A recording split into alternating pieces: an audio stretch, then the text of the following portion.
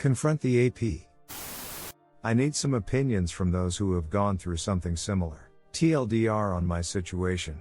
My M31 wife F28 of 5 years, together 14 high school sweethearts. I got busy in graduate school and working 2 jobs. She started a new hobby and the AP M45 filled the gap. AP is not married.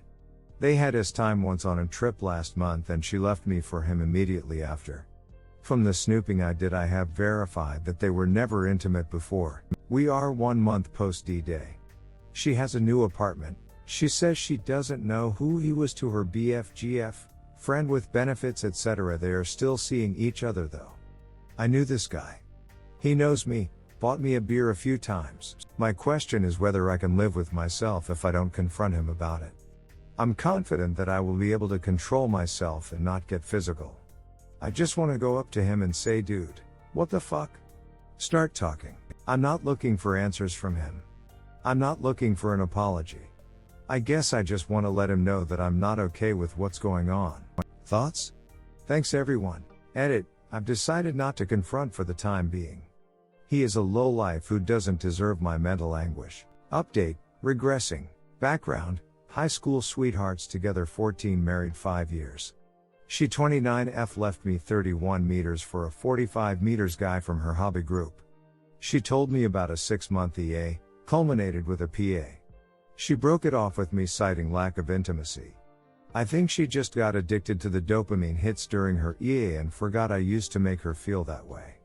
She has her own place now where he stays most nights. It's now been over 2 months since D-Day, and I need some support. We're still NC, which is very helpful. For the last week or so, it seems like my healing is going backwards. I was in a good place up until then, but lately I can't stop blaming myself. Logically I know it's not on me, but I can't stop thinking about things I wish I would have done differently.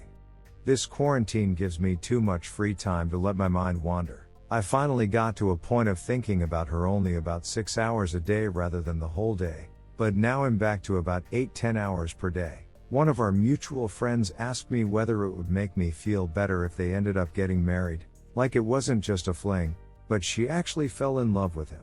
Obviously my answer was hell no. But now I can't get it out of my head, like maybe she knows something I don't. Pisses me off. I have instructed this friend not to talk to me about her going forward.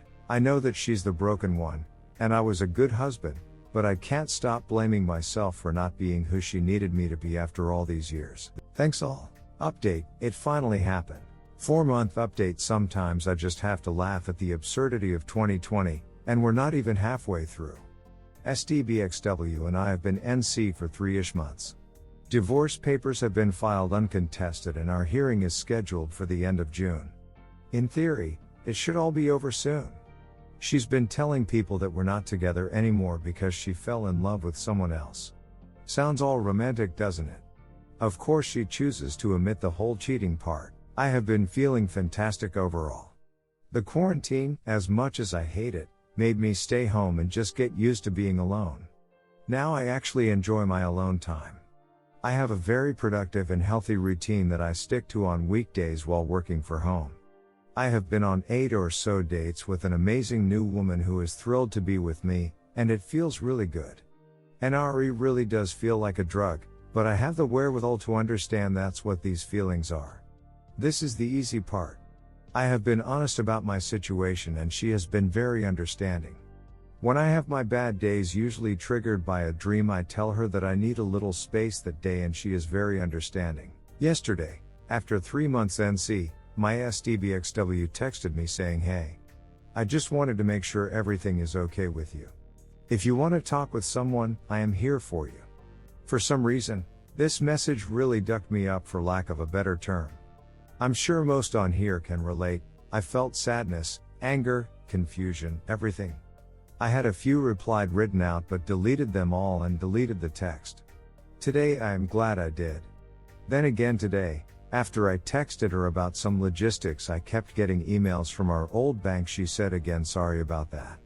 I understand if you don't want to talk, but if you do, just know that I am here for you. Again, deleted and no reply. No contact really is the only way to go.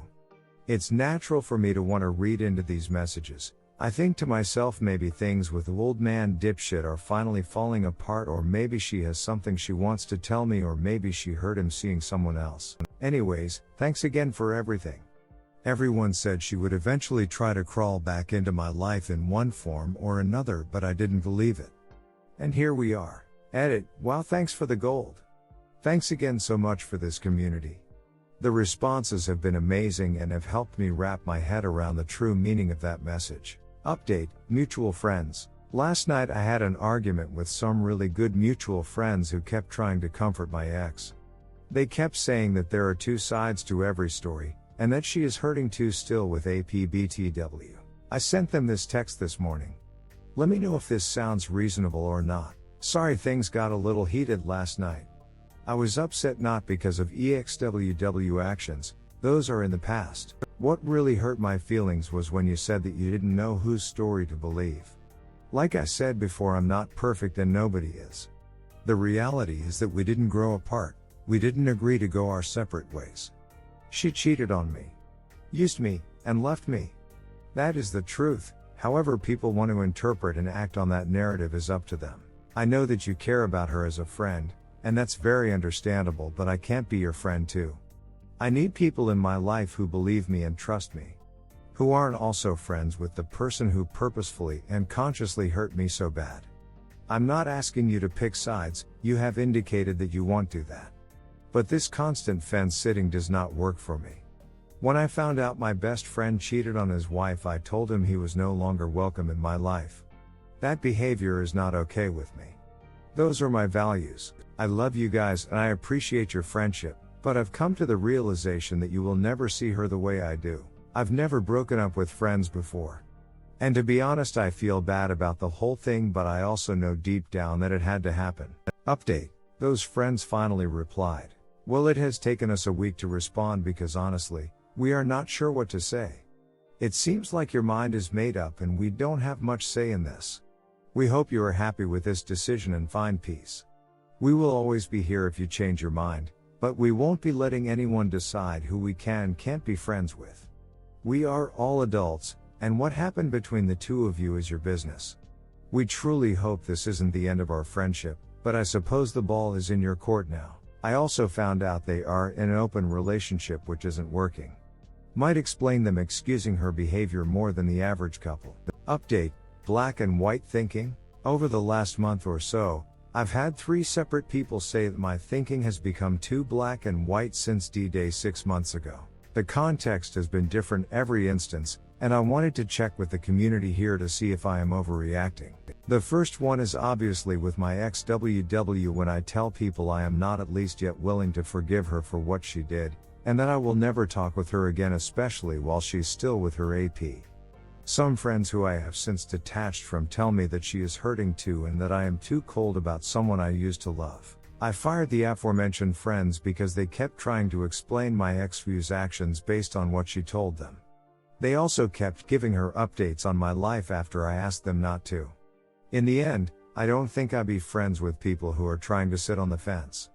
I told them there is no excuse for what she did, and that if they don't feel that way, then we can't be friends anymore. See my post history for more context. My mom thinks that I overreacted and am thinking too black and white. Today, when talking about a couple I know who have a very toxic relationship, he was arrested for domestic violence on her, and has a drunk. She sleeps around and they met on Ashley Madison. My good friend said maybe they are just doing their best and that it's working for them. I said no, that it is unhealthy. Again, the accusation of thinking too black and white. My question is, am I crazy for thinking that I don't want these type of people in my life? Have I become callous and cold in the wake of infidelity, or do I just have more clarity now having gone through it? I have been working on trying to be more assertive lately, and am not sure people are liking the change. Any advice would be appreciated, thanks. Update, 9-month update and coping. Hi everyone, if you read my post history you will notice that I jettisoned a lot of friends from my life. People who made excuses for her actions I later found it at histories of infidelity in their past, or were in broken open relationships. I have no time for those people anymore. No more Mr. Nice Guy. The book was incredibly helpful in getting me to realize how to put my foot down on this issue. The last few months have been mostly amazing. Right after the divorce was finalized, I started a dating app to get my feet wet at the recommendation of my friends. In retrospect, it was too early, but I had pulled myself out of the gutter and was tired of sitting around by myself in my house during COVID lockdown for 4 months straight. I had a good routine going and I didn't blame myself anymore, largely thanks to the great people on this sub. I went to therapy weekly until August, when my therapist said I should have the tools to cope on my own, which I agreed with. I still have generalized anxiety that I never had before, and it's something that I have difficulty managing. Lifting heavy weights definitely helps. I finished grad school and got a new job in August, which was incredibly fortunate and helped relieve a ton of fears about the future. Well, as it turns out, the third person I went on a date with is an amazing woman. I didn't expect anything so quickly, but the point of going on a date is to find someone like her, so I kept it going. We've been dating 6 months and everything is going great. I am an open book about what happened and she knows that I am not 100%, but our communication is excellent. Every time there has been a first, I would get anxious. Partly because this dating is all new to me, and partly because I get triggered by my old life. First date, first kiss, first time sleeping over, first time being intimate, etc. It's all a part of the process, but it's also tough. I don't know if it's because it all happened so fast, or it would have happened regardless, but it doesn't really matter now. That's in the past. I am incredibly embarrassed to admit that I have issues as well with sexual anxiety. However, I think it's something us men need to be more open about. Luckily, my GF has been incredibly supportive and understanding, but when it happens I come down hard on myself. It's not something I feel comfortable opening up about with my female therapist. Usually I can get out of my head, but not always. My question is, has anyone else had to deal with generalized or sexual anxiety after infidelity? If so, what did you do to overcome it? PM me if you don't feel comfortable sharing your issues publicly.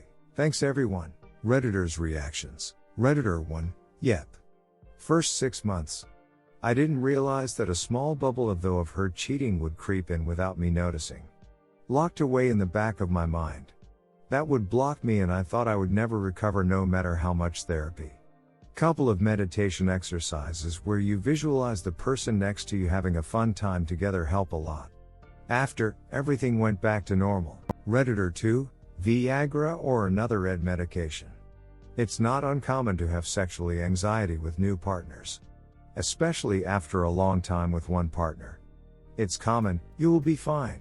Redditor 3, what happens with your sexual anxiety? Are you talking about problems rising to attention and or crossing the finish line? Or, do you just mean overall anxiety when it comes down to sex? Redditor follow-up, I'm wondering this too. Op, could you elaborate on the social anxiety piece? Redditor 4, sounds fantastic op. Well done. Sometimes the good guys really do win. Good luck with your new lady and your future.